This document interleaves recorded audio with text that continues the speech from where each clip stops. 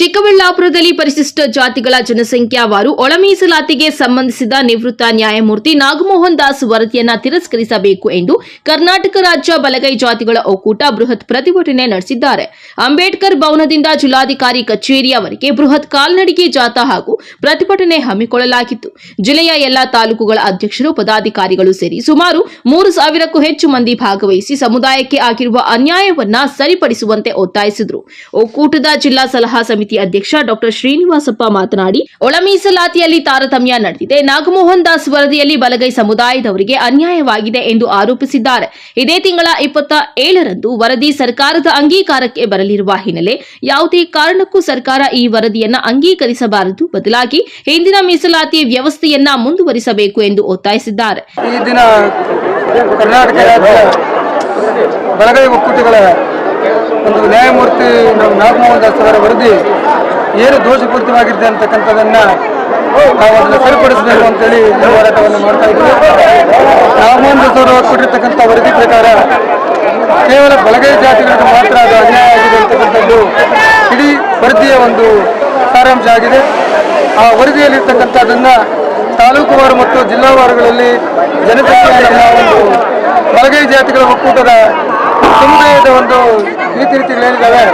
ಆ ಜಾತಿಯ ನಮೂದನೆಯಲ್ಲಿ ಏನಾಗಿದೆ, ಏರುಪೇರಾಗಿದೆ. ಸುಮಾರು 5,500 ಲಕ್ಷ ಜನ ಇವತ್ತು ಆ ಒಂದು ಸಮುದಾಯದಿಂದ ವಂಚಿತರಾಗಿದ್ದಾರೆ. ಜೊತೆಗೆ ನಮ್ಮ ಸಮುದಾಯಕ್ಕೆ ಈ ಏನು ರೋಸ್ಟರ್ ಒಂದು ಇದರಲ್ಲಿ ಉದ್ಯೋಗವನ್ನು ಕಲ್ಪಿಸಿಕೊಡ್ಲಿಕ್ಕೆ ಮಾಡ್ತಾ ಇದ್ದಾರೆ, ಅದು ಕೂಡ ಅನ್ಯಾಯದ ರೀತಿಯಲ್ಲಿದೆ. ಈ ನಮ್ಮ ಅಣ್ಣ ತಮ್ಮಂದಿರು ಕೊಟ್ಟಿರ್ತಕ್ಕಂಥ ವರದಿ ಪ್ರಕಾರವಾಗಿ ನಾವು ಈ ಸಮುದಾಯದಲ್ಲಿ ನಮಗೂ ಕೂಡ ಸರಿಸಮಾನವಾಗಿರ್ತಕ್ಕಂಥ ಸಂವಿಧಾನಬದ್ಧವಾಗಿರ್ತಕ್ಕಂಥ ಹಕ್ಕನ್ನು ಕೊಡಬೇಕು ಅಂತೇಳಿ ನಾವು ಒತ್ತಾಯಿಸ್ತೀವಿ. ಯಾವುದೇ ಜಾತಿಯನ್ನು ನಾವು ತಲೆಗಳೆದಾಗಲಿ ಅಥವಾ ನಮ್ಮ ಅಣ್ಣ ತಮ್ಮದಿಗೆ ನಾವು ದ್ರೋಹ ಬೀಳ್ತಕ್ಕಂಥದ್ದಾಗಲಿ ಯಾವುದೇ ವಿಧವಾಗಿರ್ತಕ್ಕಂಥ ಒಂದು ಹಕ್ಕನ್ನು ಕಿತ್ತು ನಮಗೆ ಕೊಡಿ, ನಾವು ಅದರಿಂದ ನಾವು ಜೀವನ ಮಾಡ್ತೀವಿ ಅಂತ ಹೇಳ್ತಕ್ಕಂಥದ್ದೆಲ್ಲ ನಮ್ಮದು.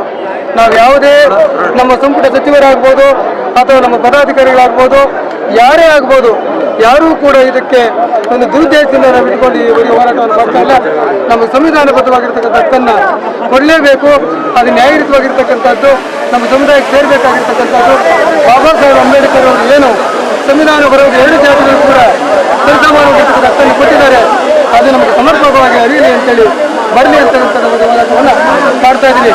ಇನ್ನು ಪರಿಶಿಷ್ಟ ಜಾತಿಗಳ ಒಳ ಮೀಸಲಾತಿ ಜಾರಿಗೊಳಿಸಲು ಸರ್ಕಾರ ವರ್ಗೀಕರಣ ಸಮಿತಿಯನ್ನ ರಚಿಸಿರುವುದು ಸ್ವಾಗತಾರ್ಹ. ಆದರೆ ನಾಗಮೋಹನ್ ದಾಸ್ ವರದಿ ಅವೈಜ್ಞಾನಿಕವಾಗಿದ್ದು ವಿವಿಧ ಜಾತಿಗಳನ್ನ ಪ್ರತ್ಯೇಕವಾಗಿ ವಿಂಗಡಿಸುವ ಮೂಲಕ ಹೊಲೆಯ ಬಲಗೈ ಜಾತಿಗೆ ಅನ್ಯಾಯ ಮಾಡಲಾಗಿದೆ.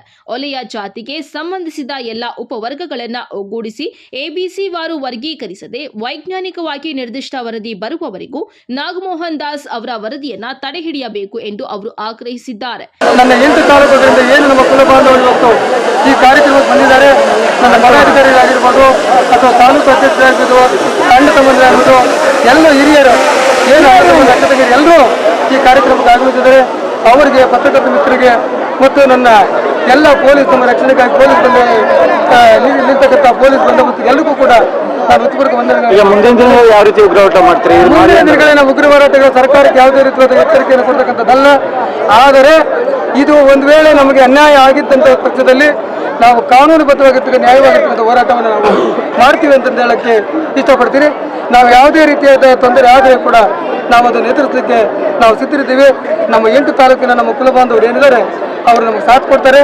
ನಾವು ಅದನ್ನು ಮಾಡಲಿಕ್ಕೆ ಸಿದ್ಧರಿದ್ದೀವಿ ಅಂತ ಹೇಳಕ್ಕೆ ಇಷ್ಟಪಡ್ತೀನಿ. ಜೊತೆಗೆ ಈಗ ಸಮಾಜ ಕಲ್ಯಾಣದಲ್ಲಿ ಏನು ಅವ್ಯವಹಾರಗಳು ನಡೀತಾ ಇದ್ದಾವೆ ಅದನ್ನು ಕೂಡ ಎಲ್ಲ ಈ ಬೃಹತ್ ಪ್ರತಿಭಟನೆಯಲ್ಲಿ ಸಮುದಾಯದ ನಾರಾಯಣಪ್ಪ, ವೆಂಕಟರೆಡ್ಡಿ, ರಾಮಕೃಷ್ಣ, ತುಳಸಿ ಕೃಷ್ಣ, ವೇಣುಗೋಪಾಲ್, ರಂಗಪ್ಪ ಸೇರಿದಂತೆ ಸಮುದಾಯದ ಸಾವಿರಾರು ಮಂದಿ ಹಾಜರಿದ್ದರು. ಕ್ಯಾಮರಾ ಪರ್ಸನ್ ಪ್ರವೀಣ್ ಜೊತೆ ಕಳ್ವಾರ ಅರುಣ್, ಎಂಎಂಟಿವಿ ನ್ಯೂಸ್, ಚಿಕ್ಕಬಳ್ಳಾಪುರ.